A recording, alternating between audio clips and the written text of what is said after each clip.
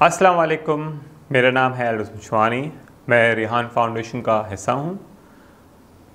मैंने किया है मास्टर ऑफ़ इंटरनेशनल रिलेशंस और मैंने किया है डिजिटल मार्केटिंग में सर्टिफिकेशंस। आज का टॉपिक है हमारा 22 वेज़ टू सेल्फ लव।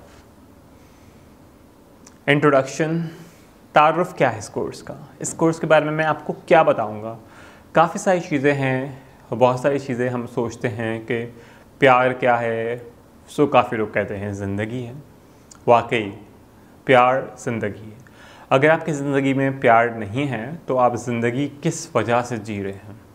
जैसे एक बच्चा इस दुनिया में आता है तो माँ अपने बच्चे से बहुत प्यार करती है।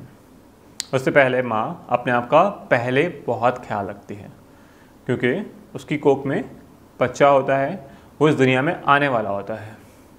तो उस माँ को अपना ख्याल रखना होता है ताकि वो बच्चा इस दुनिया में आए। क्यों?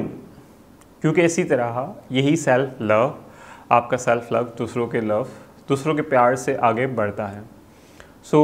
इस दुनिया में हम बहुत सारी चीज़ें सुनते हैं कि हमें उनसे प्यार है, इससे प्यार है, इससे प्यार है, लेकिन काफ़ी लोग अपने आप के बारे में, अपने आप के प्यार के बारे में बहुत कम एक्सप्रेस करते हैं। आपको भी अपने आप से प्यार है और यकीनन होगा।